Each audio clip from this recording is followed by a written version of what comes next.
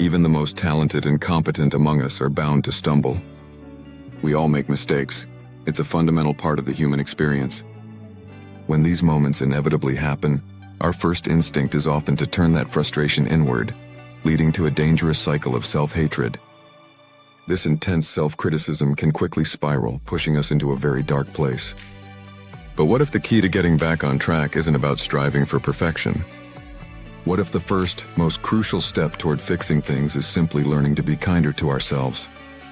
If you've ever felt like your own worst critic or found yourself trapped in a negative thought loop, this video is for you.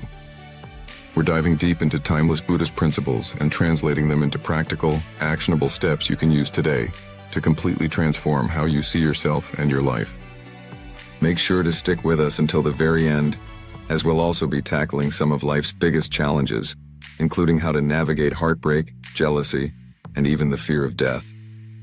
We readily express love and affection to others, yet rarely extend that same kindness to ourselves. How often do you genuinely tell yourself, "I love you," or "I appreciate who I am"? This fundamental lack of self-compassion is a core issue. In Buddhist practice, the initial and most crucial step toward spreading love and kindness is to first direct it inward.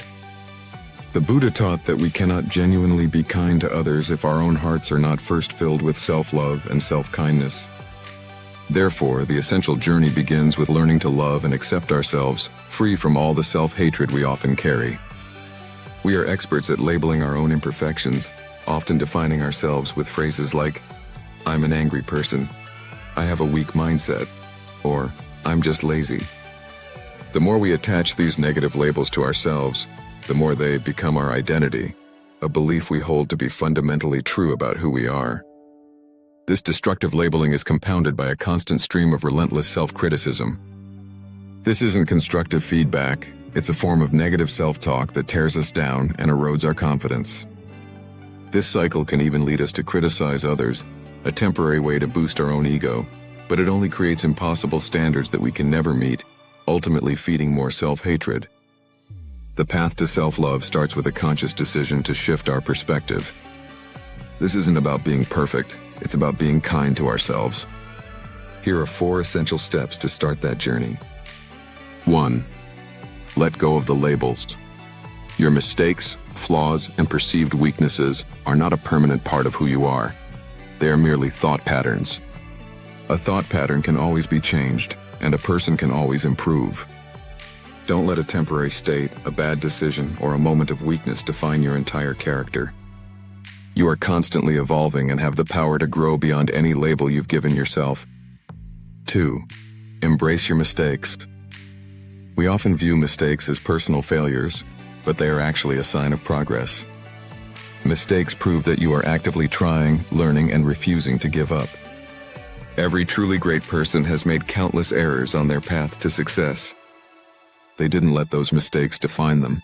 They learned from them, adapted, and grew stronger. Your mistakes will only define your character if you choose to let them. 3. End the cycle of criticism. This is a crucial step. Stop the constant stream of negative self-talk and, just as importantly, stop criticizing others. When we criticize someone else, we are subtly telling our own mind that we are somehow better or perfect. This creates an impossible standard that we will inevitably fail to meet, leading to even greater self-hatred. Unrelenting criticism drains your self-worth and genuine value. The only way to stop this damaging cycle is to end it completely. 4. Find beauty in imperfection. Take a moment to observe the natural world. There is no perfectly symmetrical tree or flawless mountain range. Everything in nature is beautifully imperfect, and that's what gives it character in life. As human beings, our imperfections are what give us the chance to learn, adapt, and evolve. The goal of happiness and success isn't a destination of perfection, it's an ongoing journey. When you finally accept that imperfections are an inherent part of your being, you can finally begin to direct your kindness and love inward. Here is a simple yet powerful practice you can incorporate into your daily routine. The moment you wake up, before you even get out of bed, take a moment to sit and reflect. Tell yourself, no matter how flawed I am, no matter what mistakes I make, I will not give up on myself. Reaffirm your commitment to your own growth. by promising to continue improving and becoming a better, happier person. This isn't about being selfish. Selfishness is demanding perfection from yourself and then hating yourself when you inevitably fall short. True self-love is a quiet, powerful acceptance of who you are right now, flaws and all, which paradoxically gives you the real freedom and motivation to grow and evolve. True self-love and inner peace aren't just about managing your own thoughts. They also equip you with the wisdom to handle some of life's biggest challenges. How to say no and protect your time. Why is it so difficult to say no? We fear missing out, letting people down, or being seen as unhelpful. But every time we say yes to an unimportant request, we are saying no to something that truly matters. To master this skill, cultivate self-awareness. Before you agree to something, ask yourself, why am I doing this? Is it truly helpful for me or others? Then, build self-discipline by recognizing that your time is your most valuable, non-renewable asset. Respect it as you would your finances. The next time you feel pressured, ask yourself the magic question, is this really necessary? How to deal with jealousy. Jealousy, a toxic emotion rooted in selfishness, often arises when we compare ourselves to others who seem better. The first step is simple but profound. Admit it. Humbly acknowledge your jealousy. Next, remember that everyone is unique. You wouldn't compare a river to a fire. They serve different purposes. Stop competing with others and focus on competing with the only person who matters, yourself. Strive to be a better version of yourself every single day. Finally, practice mudita, or appreciative joy. Instead of resenting someone's happiness, be a fan of it. Genuinely wish for their well-being and success. How to have stronger relationships. The Buddha taught that truly strong relationships are built on 4 essential qualities. Generosity. Give more than just gifts. Offer your genuine love, care, affection, and attention. Kind words. Everyone appreciates pleasant words. Choose kindness over rudeness in your communication. Beneficent conduct. Be a source of support and actively work for the betterment of the other person. Impartiality. Be there for them through both the triumphs and the setbacks. A healthy relationship is one that celebrates similarities while respecting and accepting differences. How to handle heartbreak. A broken heart is like a physical wound. It requires time to heal. First, allow yourself to feel the pain. It's perfectly okay to cry. It's a healthy way to release pressure. Second, find a wise and trusted person to confide in, someone who will listen with empathy, not just offer bitter or hateful advice. Third, and most importantly, meditate on this powerful truth. We will one day be separated from every person we love. This is not a morbid thought. It's a reminder that every moment is precious. True love never breaks your heart. It is our attachment to the past that causes pain.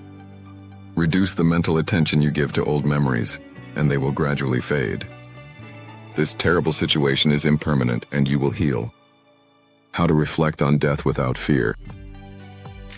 Thinking about your own mortality doesn't make life miserable. It makes it incredibly meaningful. As the Buddha advised, reflect on the fact that I am liable to death. I am not free from death. Knowing that our time is limited and uncertain is the ultimate motivator to live a valuable life right now. This reflection encourages us to let go of grudges, forgive others, and be more compassionate and kind. After all, if today were your last, you wouldn't want to leave with hatred in your heart. This awareness is a powerful catalyst for living a truly good life. If you found any of this wisdom helpful, or if it offered you a new perspective and a moment of peace, please do us a huge favor. Consider subscribing to our channel, Daily Dharma Podcast. We're dedicated to bringing you more content like this, translating timeless ancient wisdom into practical guidance for modern life. Hit the like button to let us know which topics resonate with you most, and don't forget to tap the bell icon so you never miss an update. We'd also love to hear from you directly. Which part of this video resonated with you the most? Was it the discussion on self-love, the courage to say no, or how to navigate heartbreak? Leave a comment below and share your thoughts. Your journey might just be the inspiration someone else needs. Thank you for watching. May all beings be well and happy. Namo Buddhaya.